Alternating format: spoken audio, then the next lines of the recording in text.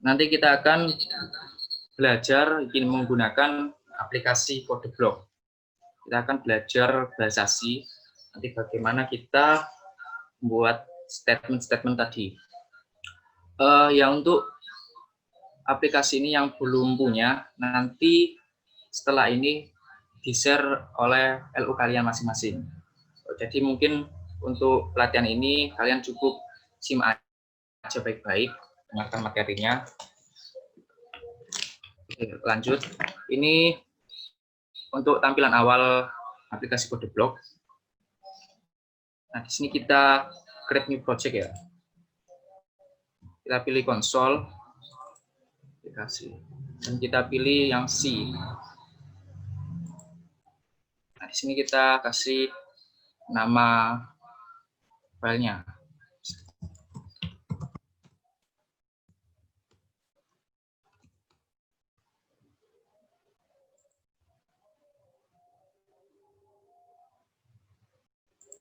Ini kita mau simpan di mana?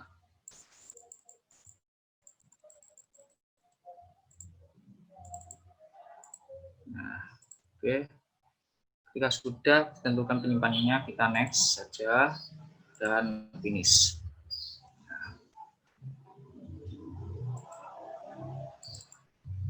Nah, ini untuk tampilan awal program bahasa sini.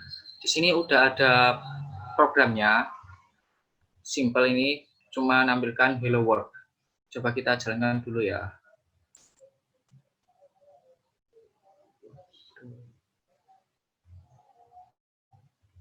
Nah, ini akan tampil hello world. Nah, di sini untuk menampilkan outputannya ini kita menggunakan perintah printf. Nah, untuk kemarin kan waktu simulasi mission pertama kita kan outputnya itu berupa LED sama LCD. Nah, kita bisa nampilkan di LCD.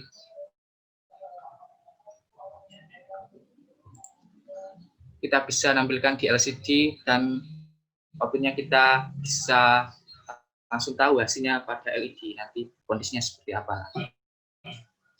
Nah, untuk di sini kita menggunakan perintah printf untuk outputnya.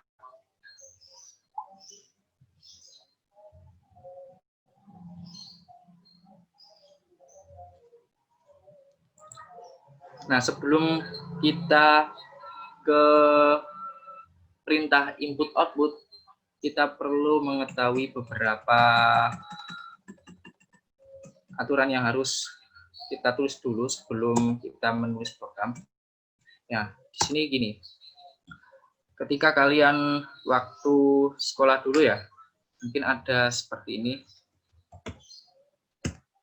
3 plus 5 itu sama dengan 8. Nah, ketika waktu di sekolah, kita mempunyai variabel. Misal nih, saya punya variabel A sama dengan variabel A sama dengan 3. Nah, otomatis ketika saya tulis A plus 1 sama dengan 4 hasilnya. Karena 3 ini diambil dari variabel A ini. Nah, untuk di pemrograman di sini kita tidak bisa menuliskan seperti ini langsung. Di sini kita harus menambahkan sebuah tipe data. Nah, misal di sini saya kasih data integer. Nah, di sini tipe data integer itu merupakan tipe data bilangan bulat. Ya, di mana nanti ketika si variabel A ini kita kasih tipe data berupa integer, maka nilai dari A ini akan bernilai bilangan bulat. Nah, ini 3 ini bernilai bilangan bulat. Jadi untuk di pemrograman penulisannya seperti ini. Nah, untuk penulisan lengkap seperti ini, biasanya dinamakan inisialisasi. Nah, ada juga, misal saya tulis seperti ini juga boleh. Integer A, titik koma, ini aja. Nah, ini kita namakan deklarasi. Jadi kita mendeklarasikan variabel A sebagai tipe data integer. Cuma di sini bedanya yang di sini tidak ada nilainya, dan untuk inisial C di sini langsung dicantumkan nilainya seperti itu. Untuk macam-macam tipe data sendiri ada beberapa macam yang tipe data dasar. Nah, ini untuk pertama integer, yang kedua float, ada float, yang ketiga ada char, dan yang terakhir ada double. Nah, untuk integer sendiri kan tadi merupakan tipe data bilangan bulat. Nah, untuk float ini tipe data bilangan pecahan, atau ada yang koma gitu, makanya seperti ini. Jadi ketika kita mau memasukkan nilai tapi nilainya itu ada komanya, entah koma berapa aja, itu kita bisa menggunakan tipe data float. Untuk selanjutnya tipe data char. Nah, untuk tipe data char ini merupakan tipe data yang nanti isinya kita bisa memasukkan karakter. Nah, seperti contohnya huruf-huruf ini, huruf Q, huruf Y, huruf terserah kalian. Nah, bisa juga kita beri angka untuk karakter itu, terserah. Dan juga bisa diberi sebuah simbol. Nah, di sini kan ada beberapa simbol seperti ini, atau ini, atau seperti ini, atau tagar untuk karakter. Dan yang terakhir untuk double itu tipe data sebenarnya sama kayak float. Jadi itu angka berupa pecahan. Cuma bedanya double sama float ini, kalau float ini itu jangkauannya itu lebih kecil daripada double. Jadi misal gini ya, anggap saja itu float itu cuma bisa menampung nilai sampai berapa ratus ribu gitu, misal sampai 300.000 nilainya gitu.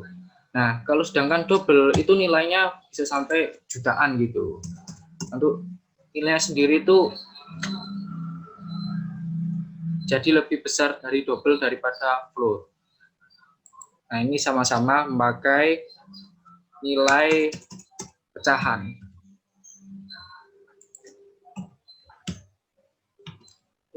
Oke, untuk tipe data sudah. Sekarang kita akan lanjut ke perintah pertama, yaitu di sini perintah pertama adalah input output. Nah, kemarin untuk waktu pelatihan kemarin kita kan inputannya itu berupa button gitu ya, dan outputannya berupa LCD sama LED. Nah, di sini kita input outputnya itu menggunakan nilai-nilai ini, atau bisa juga menggunakan karakter. Jadi untuk kemarin itu kita sudah mengimplementasikan pada waktu mission pertama, mengimplementasikan ke microcontroller Arduino. Untuk belajarnya itu seperti ini. Misal gini ya, ini untuk perintah output printf, pakai perintah printf. Nah, misal gini, saya tuliskan perintah printf, masukkan nilai pertama. Untuk perintah inputnya kita bisa tuliskan scanf. Nah, untuk penulisannya seperti ini. Nah, misal saya punya lagi, saya tuliskan lagi di sini. Nah, untuk saya ganti, masukkan nilai kedua. Ini saya ganti B, misal. Oh ya, ini saya komen dulu ya. Jadi komen itu bisa dituliskan seperti ini, pakai tanda garing 2 kali, atau kalau banyak bisa kita blok, terus Ctrl Shift C. Nah, fungsinya kita komen sini biar program ini tidak dijalankan oleh komputer. Yang dijalankan hanya yang ini, yang tidak terkomen, seperti itu. Misal gini ya, terus saya ketikkan lagi printf.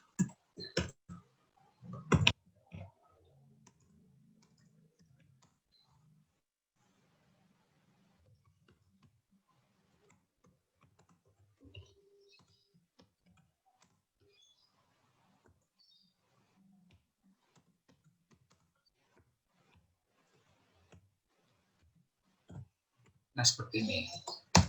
Nah, mungkin dilihat dulu ya hasilnya. Kita bisa lihat hasilnya.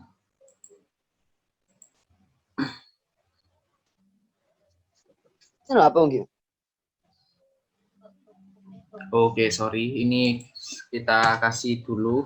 Kita deklarasikan dulu untuk variabel A, B. Bening Roma Data integer. Bini nih. Kita run. Nah, di sini tertampil masukkan nilai pertama. Nah, untuk waktu pelatihan kemarin pada mission 1, itu kan aturan menulis program kita kan harus urut gitu ya. Kemarin kalau masih ingat. Nah, di sini juga program itu dijalankan urut dari atas ini. Nah, makanya di sini yang tertampil adalah print yang pertama ini, masukkan nilai pertama. Dan selanjutnya ini untuk yang ini tanda kedip-kedip ini merupakan eksekusi dari scanf yang pertama ini. Jadi, kenapa kok printf yang kedua nggak tertampil? Karena program sebelumnya itu belum tereksekusi sepenuhnya. Jadi program itu harus tereksekusi urut dari atas langsung ke bawah sampai terakhir. Jadi yang terakhir itu nggak bisa mendahului program yang sebelumnya ketika program yang sebelumnya itu memang benar-benar belum selesai tereksekusi. Nah, misal gini, kita eksekusi ya, kita masukkan inputan di sini A, kita masukkan nilai 3 misal. Ketika sudah kita enter, nah masukkan nilai kedua misal 5. Kita enter lagi. Nah, ini tertampil nilai pertama dan kedua adalah 3 dan 5. Nah, ini untuk yang terakhir ini. Jadi gini, untuk outputan printf ini yang ditampilkan adalah yang di dalam tanda petik. Untuk yang inputan scanf ini juga yang ditampilkan adalah yang di tanda petik ini. Nah, cuman bedanya gini. Kalau scanf kita menggunakan %i di sini. Nah, %i di sini itu untuk tempat nilai variabel nantinya yang akan diisi di sini. Jadi nilainya itu belum ditentukan dari awal. Nah, ini kan kita menginputkan dulu kan ya nilai dari A ini. Nah, ketika nilai A ini diinputkan maka akan tertampil di sini. Nah, untuk ini nilai variabel A ini saya setting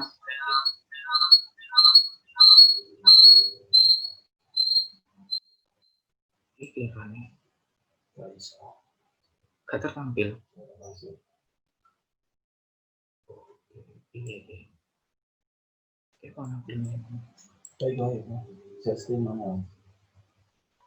Langsung gak bisa. Oh, ya ini runnya nggak kelihatan ya. Oh, ini share screen-nya harus nggak bisa 2 kali langsung. Oke. Go, share screen video. Ikonku. Oke, sebentar.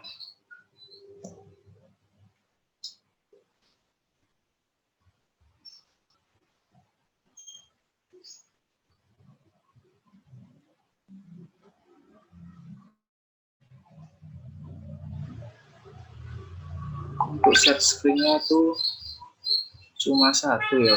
Fotonya aja, untuk runnya nggak tertampil. Ini apa harus share screen lagi nih?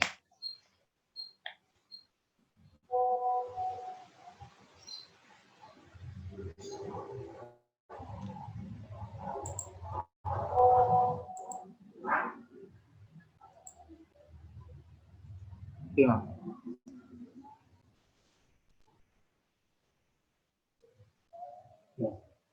Tapi share screen toh. Share screen toh. Ya itu share screen-nya ya, hasil run-nya. Jadi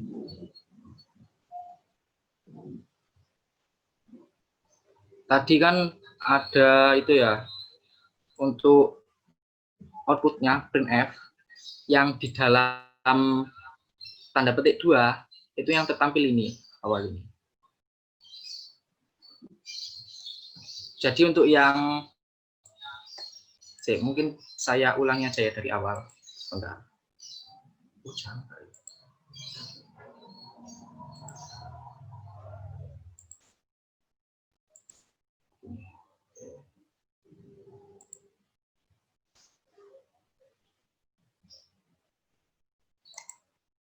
Oke, nah di sini kan ada printf. Nah, ini untuk output, ini input. Nah, ketika kita run di sini, ini ingat ini. Sebentar. Di sini printf untuk output kan yang tertampil nanti bakalan yang di dalam koma, di dalam petik tanda petik 2 ini.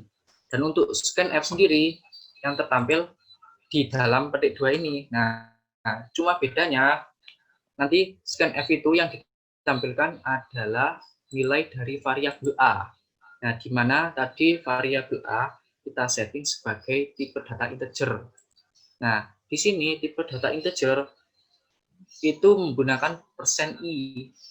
Jadi misal kita A-nya ini, variabel A ini, kita ganti tipe data float, maka di sini bukan %i lagi, tapi %f. Itu untuk float. Dan misal untuk char, karakter gitu ya, karakter itu %s. Dan untuk double itu %lf. Oke, kita lanjut ke run-nya aja ya. Kita lihat hasilnya.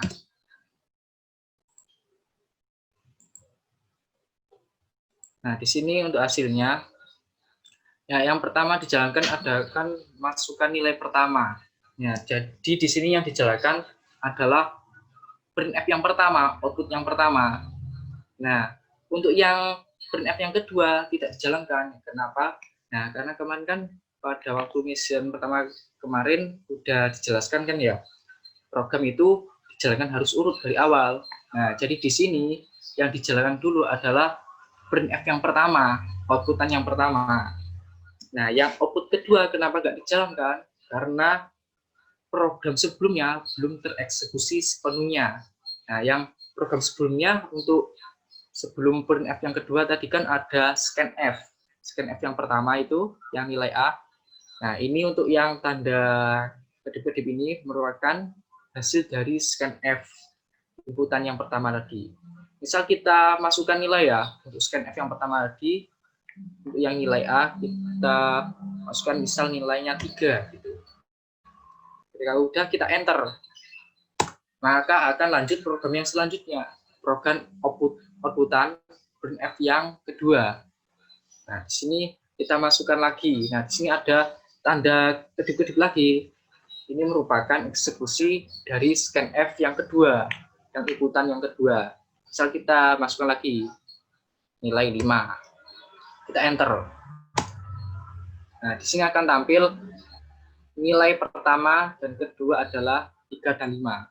Nah, 3 di sini nilai hasil dari variabel yang pertama ini, di mana variabel A tadi, dan untuk yang kedua ini 5, ini dari variabel yang kedua, dari variabel B.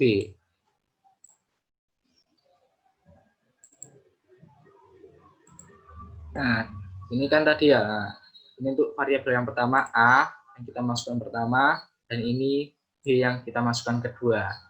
Nah, dan terakhir tadi kita tampilkan lagi semuanya untuk variabel A dan B. Nah, di sini variabel A dan B untuk tampilan terakhir kita tampilkan ada ini %i.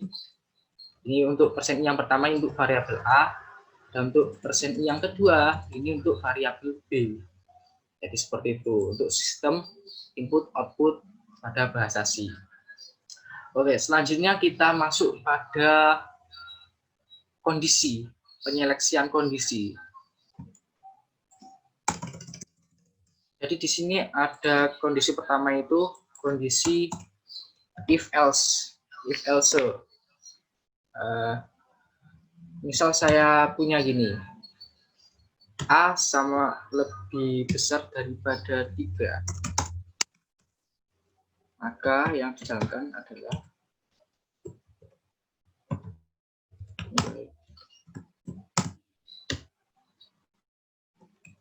seperti ini. Printf nilai A lebih besar daripada 3, maka printf nilai A sama dengan 3.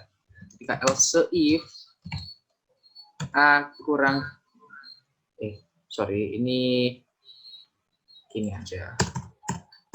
Ini kurang dari 3, maka printf nilai A kurang dari 3. Nah, untuk kemarin waktu mesin pertama kan ada kondisi if else juga ya.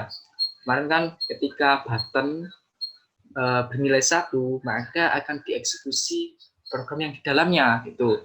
Nah, kemarin kebetulan kita setting program di dalamnya itu running LED. Jadi LED-nya nyala bergantian. Nah, untuk di sini ketika A lebih dari 3, maka yang dijalankan akan program di dalamnya ini. Maka yang ditampilkan adalah nilai A lebih besar daripada 3. Yang ditampilkan adalah yang di dalam tanda petik 2 ini. Nah, ketika if pertama ini tidak terpenuhi, ternyata nilai A tidak lebih besar dari 3, ternyata kurang dari 3, maka akan dilanjutkan ke eksekusi berikutnya, if ini, if untuk A kurang dari 3. Nah, di sini maka akan tertampil nilai A kurang dari 3. Misal kita run ya, oke, coba kita run hasilnya. Oh ya, ini saya komen dulu yang ini. Saya komen. Nah, ini kita run programnya. Dan ini hasilnya. Oh, sih. Bentar. Ini kita komen dulu aja yang nilai B.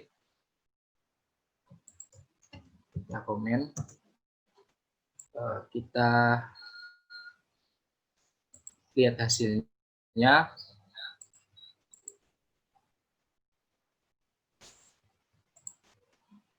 Nah, di sini masukkan nilai pertama. Tadi kan pada perintah pertama masukkan nilai pertama pada variabel A. Nah, kita masukkan variabel A itu misal nilainya 12. Kita enter. Nah, maka yang tertampil di sini adalah nilai A lebih besar daripada 3. Karena yang kita masukkan ini nilai 12, karena 12 kan lebih besar daripada 3. Jadi kondisi pertama yang if pertama tadi itu terpenuhi, maka yang dijalankan adalah program yang di kondisi pertama tadi, yaitu menampilkan tulisan nilai A lebih besar daripada 3. Nah, misal gini, kita masukkan nilai A kurang dari 3 misal. Coba kita tuliskan nilai A kurang dari 3. Kita inputkan nilai A kurang dari 3. Misal 2 deh. 2.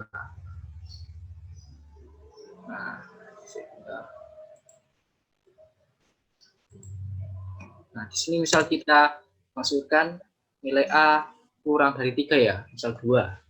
Kita enter. Nah, di sini akan tereksekusi yang kondisi yang A kurang dari 3. Nah, di sini yang dieksekusi adalah tampilan nilai A kurang dari 3. Nah, itu untuk pengkondisian if else if. Kemarin juga untuk implementasinya kayak kemarin button gitu ya, ketika button bernilai 1 atau ditekan itu, maka akan dieksekusi, LED-nya akan berjalan running LED gitu. Dan ketika button tidak ditekan kemarin gitu ya, kan LED-nya akan mati semua. Nah, itu implementasi dari kondisi if else. Nah, di sini ada penerapan juga untuk kondisi if else. Misal gini, saya punya program gini. Misal saya masukkan lagi, saya tuliskan lagi di sini, saya tambah perintah, masukkan operator.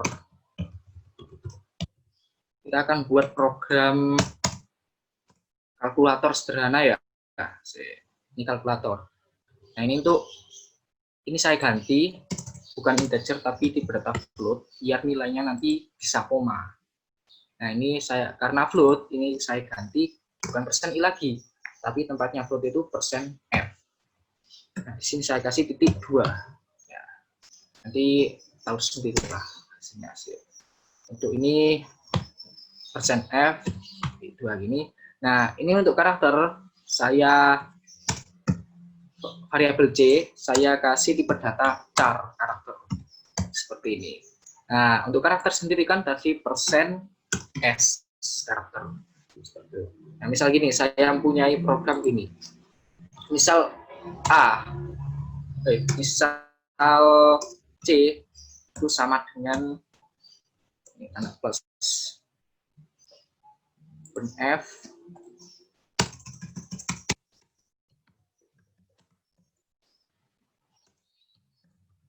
hasil penjumlahan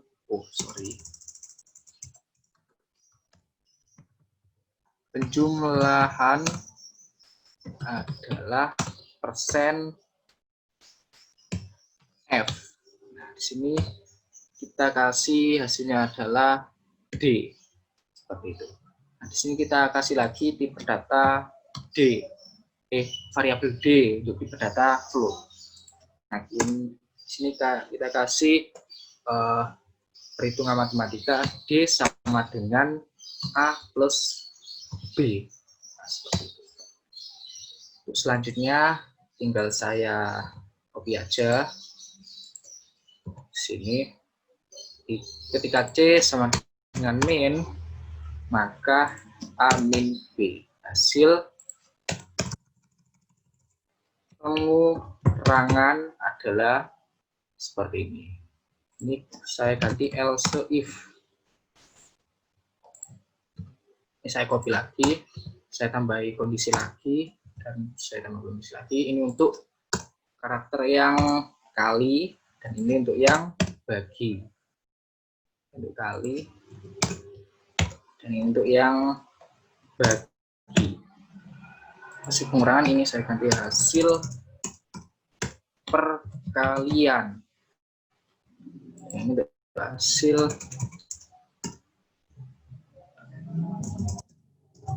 hasil pembagian. Oke.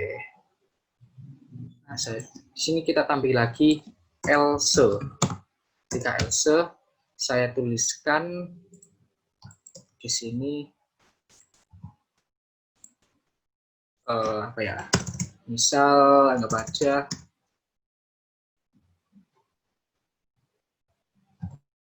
operator salah. Misal inputan operator salah seperti itu. Nah, ini. Oke. Dari program ini bisa dipahami jadi gini. Kan kita baca dari awal ya. Kita atur dulu variabel A, B, D ini merupakan tipe data float. Kita jadikan tipe data float. Untuk C ini kita buat variabel C, kita jadikan tipe data char karakter. Nah, untuk program pertama di sini print F pertama, masukkan nilai pertama. Jadi tampil tulisan masukkan nilai pertama. Nah, untuk selanjutnya kita menginputkan nilai A. A ini kita atur sebagai nilai pertama ini. Terus yang program selanjutnya masukkan nilai kedua ini B, dan selanjutnya masukkan nilai operator. Ini bukan nilai, masukkan operator aja. Nah, di sini saya kasih aturan operatornya harus plus, min, kali, sama bagi. Nah, masukkan operator. Nah, di sini operator saya atur sebagai tipe data karakter. Untuk C ini, variabel C kita atur sebagai tipe data karakter. Makanya ini persen %S. Nah, untuk penyeleksian kondisi di sini gini. Ini bacanya. Jadi pertama untuk if pertama. If jika C ini, C yang kita inputkan tadi berupa karakter plus, maka yang dieksekusi adalah ini. Program yang di dalamnya ini. Dan yang ini, else if sampai seterusnya, ini enggak tereksekusi. Jika yang kita cantumkan udah benar plus ternyata plus ini. Yang kita tuliskan nanti di variabel C ini berupa karakter plus. Tapi jika yang kita masukkan bukan plus, ternyata min, berarti if ini nggak akan tereksekusi. Berarti akan nanti dilimpahkan ke kondisi berikutnya, also if ini min, dan maka akan tereksekusi program yang di dalamnya. Begitu pula selanjutnya sampai kondisi habis. Nah, ketika kondisi habis, ketika kita memasukkan C ini, karakter ini, nggak ada yang memenuhi di sini, itu maka akan tereksekusi else ini. Jadi else ini pilihan terakhir, udah terakhir, nggak ada kondisi yang terpenuhi. Nah, di sini saya tampilkan inputan operator salah. Coba kita run hasilnya. Jadi seperti ini. Kita run hasilnya. Nah, ini tadi kan pertama masukkan nilai pertama. Nah, misal saya masukkan 3. Ya, 3. Oh, sebentar. Ada yang salah. Oke, save. Oh. Oke, sebentar.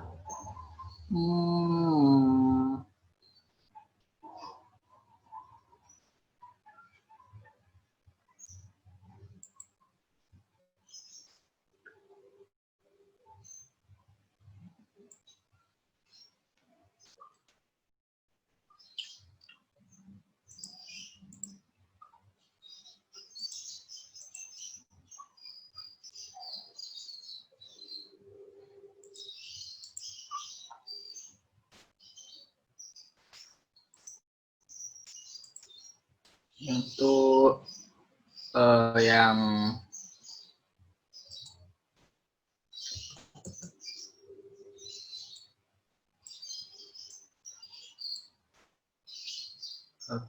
kita atur floatnya ini ya, sebentar. Ini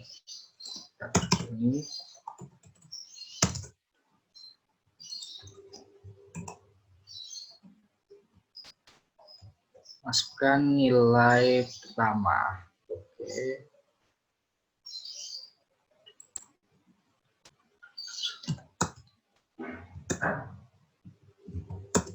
Nah, ini coba kita run lagi ya. Kita run hasilnya dan ini hasilnya.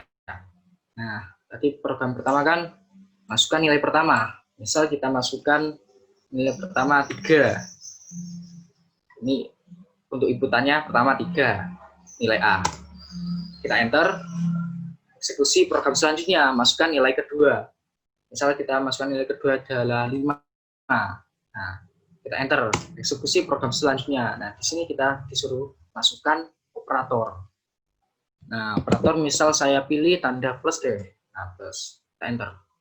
Nah, maka di sini akan tereksekusi program selanjutnya adalah hasil penjumlahan adalah 8, yaitu penjumlahan dari 3 plus 5. Hasilnya adalah 8 gini ya, hasil penjumlahan adalah 8. Ketika kita memasukkan operator berupa karakter plus ini. Nah, coba kita lihat di programnya lagi. Nah, di sini kan, tadi kan memasukkan operator plus. Nah, di sini udah terpenuhi pada kondisi pertama, if pertama. Nah, di sini if pertama, operatornya plus karakternya, maka akan dieksekusi program di dalamnya ini. Nah, di sini tereksekusi untuk pertama ini dulu, D sama dengan A plus B. Jadi nilai D itu nanti adalah nilai penjumlahan A plus B. Tadi kan nilai A kita masukkan 3, nilai B 5. Nah, terus kita tampilkan F hasil penjumlahan adalah %.2F. Nah, ini nanti tertampil itu ini berupa tipe data float. Apa yang ditampilkan, nilai apa yang ditampilkan pada tipe data float ini? Yang ditampilkan adalah nilai dari variabel D. Nah, di mana D ini tadi merupakan penjumlahan dari variabel A dan B. Begitu juga untuk kondisi selanjutnya. Ketika kondisi ini tidak terpenuhi, ternyata saya memasukkan operator di variabel C ini bukan karakter plus, ternyata karakter min. berarti yang tereksekusi adalah program yang di dalamnya kondisi karakter min ini. Begitu juga untuk yang karakter kali dan bagi. Coba misal kita lihat yang coba kita eksekusi ini ya, yang bagi ya. Coba kita run programnya. Coba kita yang bagi pembagian. Coba misal gini, 11 untuk nilai pertama dan 3 untuk nilai kedua, kita pakai operator bagi. Hasilnya, nah di sini akan tertampil hasil pembagian adalah 3,67. Nah, padahal kalau misal kalian kalkulator di HP kalian pasti akan bernilai enggak 36,7 plus, pas itu pasti 3,666 gitu kan ya, banyak di belakang komanya. Nah, ini kenapa kok cuma dua angka di belakang koma? Jadi ini merupakan tipe data float tadi, koma.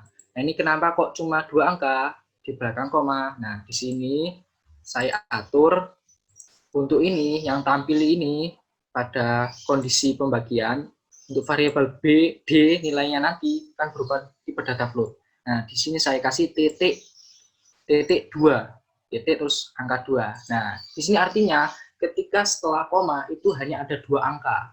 Seperti itu. Ketika kita tulis titik 3, maka di belakang koma ada 3 angka.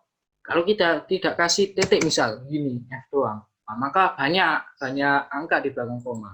Coba kita lihat ya. Coba kita lihat ketika tidak kita kasih titik 2, cuma persen float aja, persen F.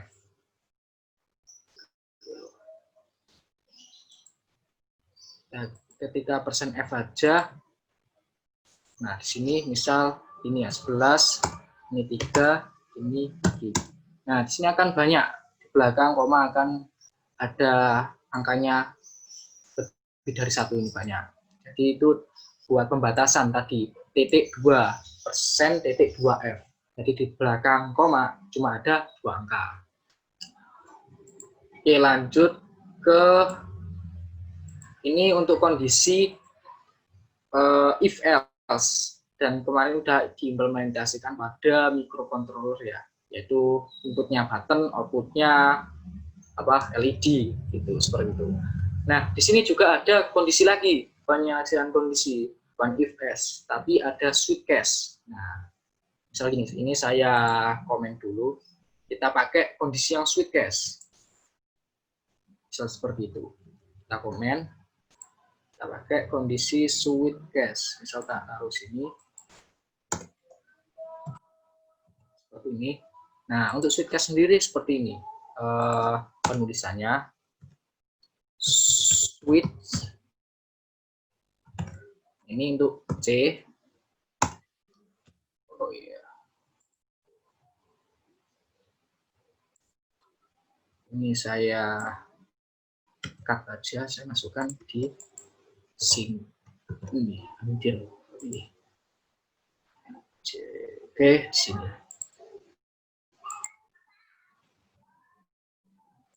Nah, untuk switch case sendiri ini bukan memakai if, tapi kita memakai case. Nah, di sini kita case-nya sama, ada kondisi ini ketika karakter plus. Nah, ini kita nggak pakai kurung kurawal. Nah, di sini juga kita ganti case min ini. Nah, ini sudah tidak pakai kurung kurawal juga. Ini juga kita ganti case untuk kali perkalian. Ini kita bagi lagi, ini kita hilangkan, dan ini untuk case pembagian. Oh ya, ini berubah seperti ini.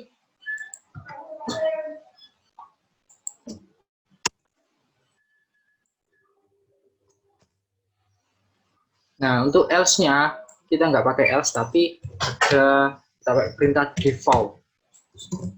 Case break. Hah? Case break. Serius aku.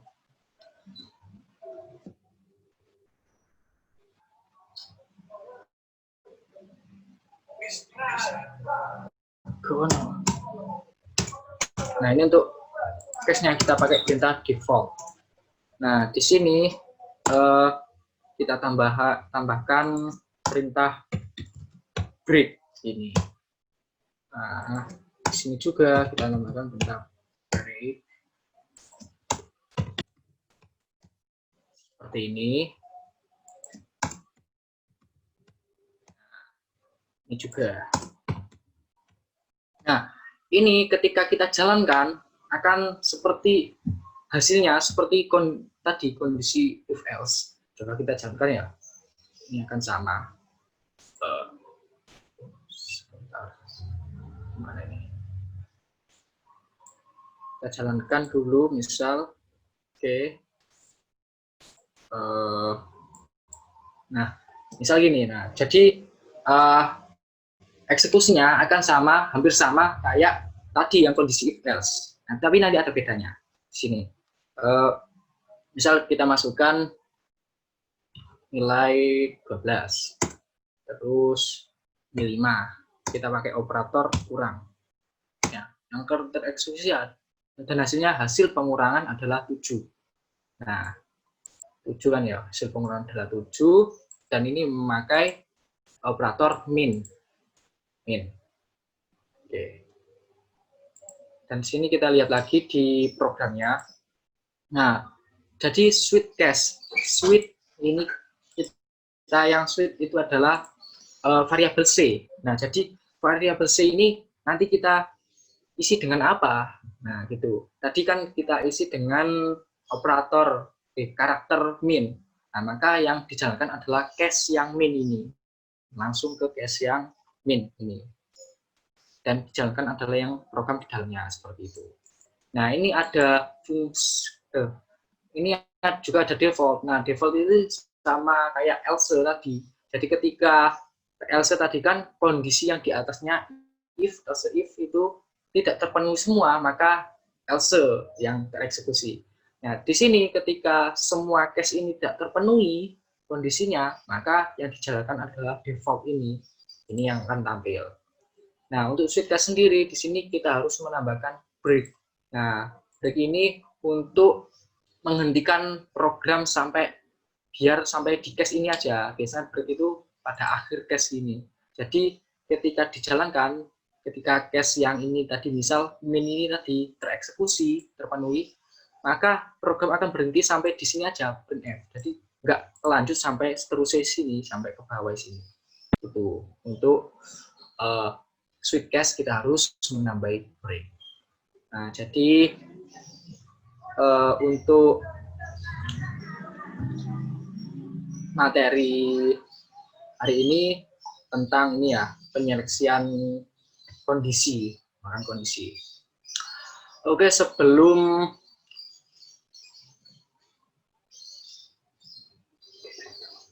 ya, mungkin sebelum saya akhiri ya, dari ini program ini di atas ini dari bab 1 sampai terakhir ini, mungkin ada yang ditanyakan, silakan. Oke, saya buka sesi tanya jawab. Jika ada yang belum paham ini apa fungsinya gitu. Saya ingin bertanya, Kak. Oh iya, tolong perkenalkan diri, dari kelompok mana? Perkenalkan, nama saya Khatibul Umam dari kelompok Cakraningrat. Perbedaan antara case sama if itu apa, Kak? Kenapa? Perbedaan antara case sama if. Case sama if. Nah, iya. Nah, di sini perbedaannya ya. Pertama, dari segi penulisannya, di sini sudah berbeda. Dari segi penulisannya kan ya, ada perintah-perintah yang berbeda. Di sini case menggunakan switch case, dan di sini switch case mengharuskan pakai break seperti itu. Itu untuk dari segi penulisannya. dari segi eksekusinya, jadi seperti ini. Ketika if else itu akan dijalankan dari kondisi yang pertama dulu. Jadi dari, bentar saya perlihatkan ini.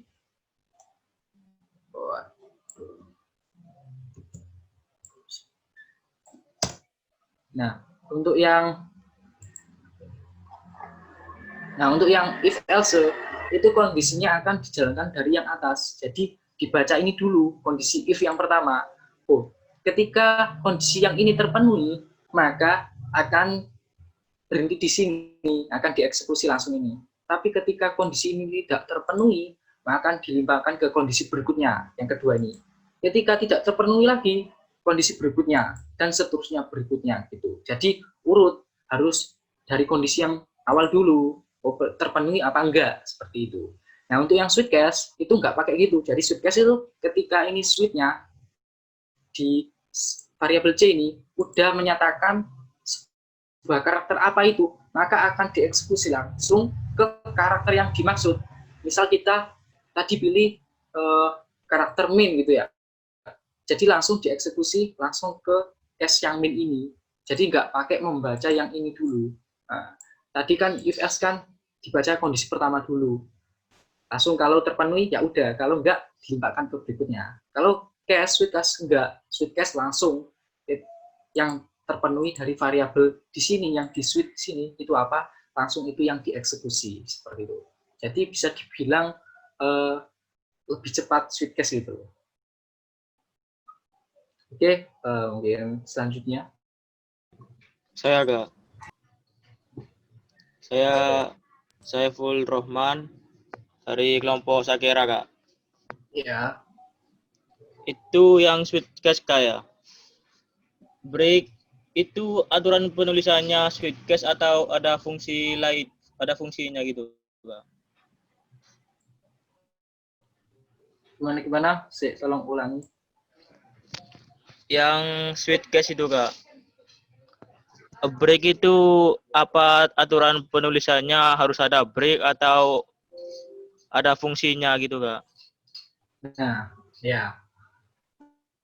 Untuk sweet case ini aturan penulisannya dikasih break. Nah, biar apa? Nah, tadi udah saya jelaskan. Ketika tidak dikasih break ini nanti program akan lanjut ke terusnya, ke case berikutnya gitu. Jadi kita kasih break biar tertahan pada keeksekusi kondisi yang ini saja. Misal yang ini yang case min, oh ternyata yang tereksekusi kondisi min ini, maka yang tereksekusi adalah ini kan ya yang dijalankan. Dan ketika itu kita kasih break biar kondisinya sudah sampai di sini aja, tidak lanjut seterusnya. Kita kasih kondisi break. Nah itu emang penulisan dari sweet case itu. Sweet case kita kasih break seperti itu. Terima kasih Kak. Ya. Ada lagi? Saya Kak.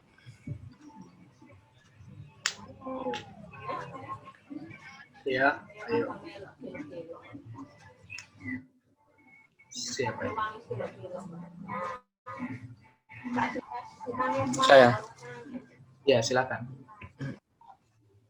Ya, perkenalkan nama saya Muhammad Zubair Abid Fatoni, saya dari kelompok Aflah. Saya akan menanyakan yang paling atas itu, Kak. Yang include itu, Kak. Nah, itu include itu harus ada include apa enggak apa-apa gitu, Kak. Dan yang kedua itu apakah text editornya harus pakai apa itu? Code blocks atau bisa yang lain? Asalkan pakai bahasa pemrograman C gitu, Kak. Oh ya, oke. Ya, terima kasih ya. Untuk yang pertama ya, ini apakah harus pakai include di sini? Nah, di sini include ini merupakan library. Nah, jadi library ini berupa file header, ini file headernya. Ya, kegunaannya di sini ini berguna harus pakai ini. Nah, jadi ketika kita mau membuat program di sini, memberi suatu perintah di sini, kita nggak bisa menuliskan secara langsung itu. Nah, di sini kayak misal ini, misal printf sama scanf. Ini merupakan perintah input output. Nah, perintah input output. Nah, di mana input output itu ada di library stdio.h ini. Nah, jadi library stdio.h ini untuk bisa menjalankan perintah input output. Nah, untuk library yang kedua ini, stdlib ini biasanya itu untuk kayak seperti alokasi memori gitu. Jadi setiap ini tuh ada memorinya, ada penyimpanannya itu untuk menuliskan tiap-tiap program yang kita tulis seperti itu. Nah, untuk yang pertanyaan kedua, apakah kita bisa menggunakan text editor lain? Bisa. Ya, ada text editor lain itu yang seperti versi plus itu kan ya bisa menggunakan yang lain. Nah, di sini cuma kakak kan pakainya CodeDocs ya, memang sudah terbiasa memakai CodeDocs ini. Seperti itu. Oke. Ya, terima kasih ya. Oke, lanjut. Ada lagi? Ya, apa ada lagi?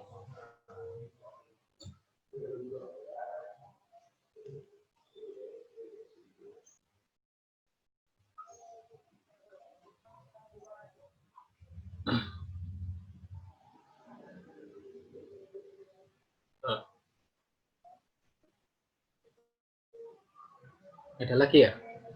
Mungkin cukup, Pak. Ya, mungkin kalau nggak ada pertanyaan lagi, mungkin materi untuk hari ini Legal ini materi mana? Kamu materi dulu. Semua nggak kurang. Soalnya waktu masih pakai. Atau jawabanmu oke, no. Ya coba ada jargon gue. mungkin kalau nggak ada yang tanya lagi,